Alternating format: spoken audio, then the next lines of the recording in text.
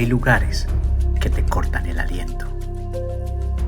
Este es uno de ellos. Bienvenidos al Foro Romano y al Monte Palatino, residencia de reyes y emperadores.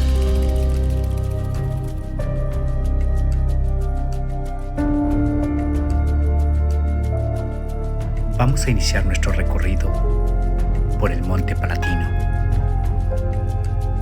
caminando por la Vía Sacra. Nos encontramos con el Arco de Tito. El arco se erigió poco después de la muerte de Tito en septiembre del año 81 para conmemorar la toma de Jerusalén y la destrucción del segundo templo de la misma. Las estatuas que decoraban el arco, 2 elefantes en bronce, se encontraron en la Vía Sacra entre el año 535 y 536. En el interior del arco figuran 2 relieves de grandes paneles rectangulares que ocupan casi toda la profundidad de los pilares. Los 2 relieves representan 2 escenas que se desarrollaron durante el triunfo celebrado en Roma por Tito por sus victorias en Judea.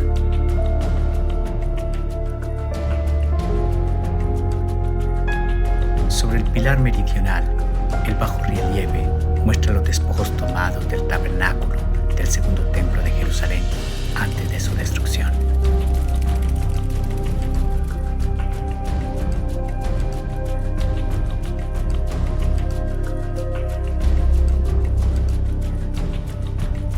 El Palatino es una colina histórica que está frente al foro.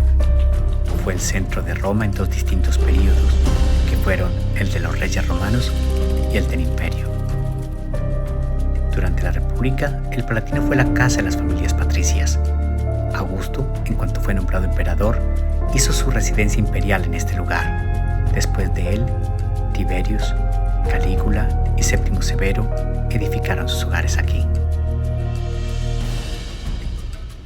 Esta es la Domus Severiana y es el nombre moderno dado a la extensión final de los palacios imperiales en la colina, y está construida al sureste del Estadio Palatino en la Domus Augustana de Séptimo Severo. Sus muros y columnas eran forradas en mármol.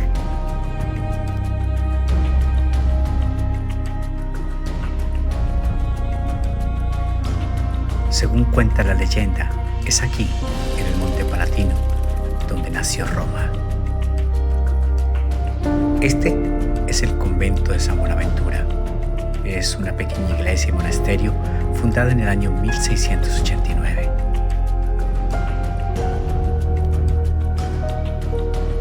Como podemos ver, en los muros de las suntuosas residencias se ven muchísimos hoyos.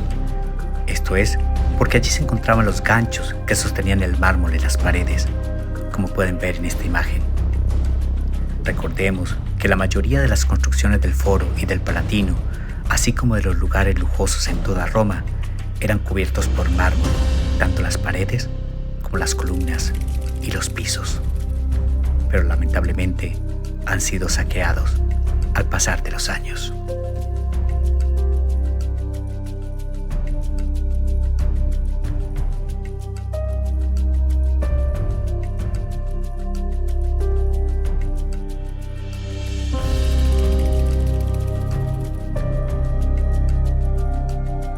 Esta estructura cuadrangular, llamada Fuente de las Peltas, está situada entre el estadio y los aposentos privados de la Domus Augustana, que era el palacio donde residían los emperadores.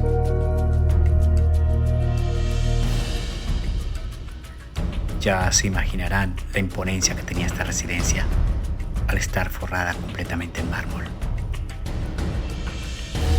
El Palatino fue la residencia escogida por los emperadores desde el César hasta Séptimo Severo. De allí estas enormes construcciones.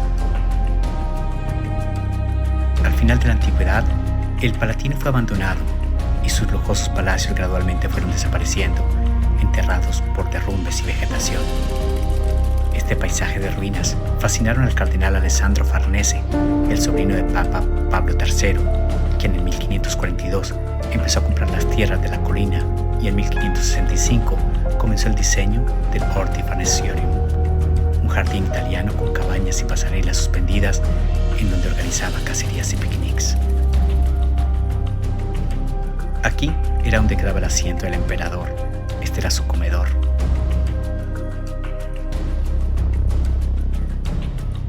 Y daba enfrente a un inmenso jardín. En esa placa de mármol hay un escrito que data del año 1726. En 1861, el jardín fue vendido por la familia Farnese a Napoleón III, y este a su vez más tarde lo vendió al gobierno italiano en 1870, convirtiéndose en una parte del gran parque arqueológico del centro de Roma. Desde la colina no podemos dejar de maravillarnos con la majestuosidad que aún representa el Foro Romano. Recordemos que desde aquí mismo, emperadores y reyes miraban orgullosos a una ciudad majestuosa y próspera. Esta era la casa de las vírgenes vestales. Las vírgenes vestales eran elegidas de familias nobles y que debían tener entre 6 y 10 años de edad. A partir de ese momento, eran dirigidas por el sumo sacerdote. Se convertían en sacerdotisas, cuya función principal constaba en mantener vivo el fuego sagrado de la diosa Vesta. Sus orígenes datan desde los inicios históricos romanos, cuando Roma no era ni una república ni un imperio, sino una monarquía dominada por los reyes etruscos. Debían prestar servicio durante 30 años, 10 años para entrenarse, 10 para ejercer y 10 para entrenar a las nuevas vírgenes.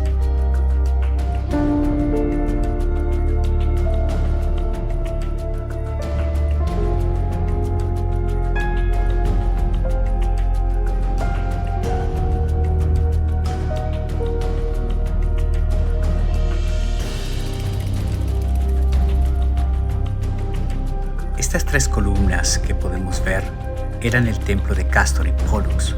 Fue originalmente construido como agradecimiento por la victoria en la batalla del lago Regilo.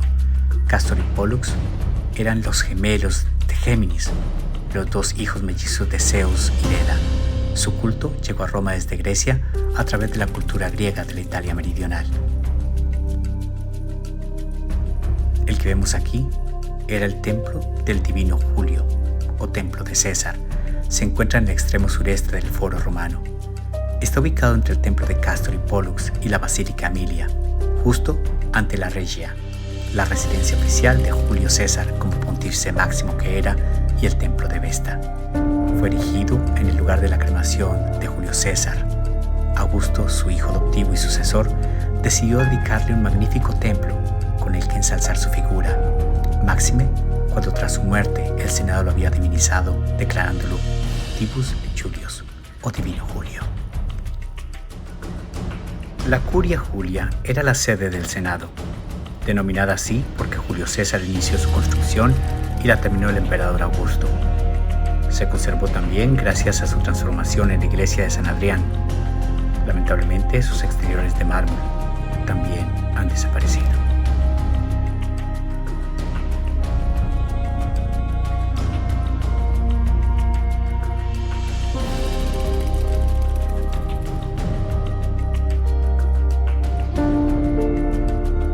Ahora nos encontramos con el templo de Antonino y Faustina. Se sitúa sobre la vía sacra al este de la Basílica Emilia, construido en el 141 d.C. por Antonino Pío en honor a su esposa. Se conserva muy bien gracias a que se había protegido de la destrucción en la Edad Media al haberse convertido también en la iglesia de San Lorenzo. Este es el arco de Septimio Severo. Fue erigido en el 203 para glorificar las victorias militares del emperador y sus hijos Geta y Caracalla. La arquitectura de este arco de triunfo serviría de inspiración para el arco de Constantino, así como este lo fue del arco de triunfo del Carrousel en París.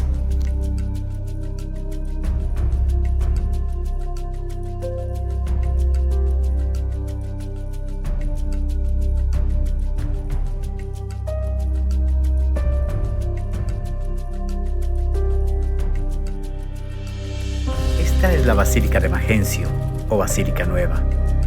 Es el último y más grande edificio de la época imperial construido en esta parte de Roma. Es probablemente, en volumen, la sala más grande construida en la antigüedad. Y ahora nos encontramos con el templo de Antonino y Faustina. otro monumento que se ha conservado gracias a haberse convertido en iglesia. Su construcción fue ordenada por Antonino Pío a la muerte de su esposa, Faustina la Mayor. El emperador a menudo decía que habría preferido vivir con ella en el desierto que sin ella en el palacio.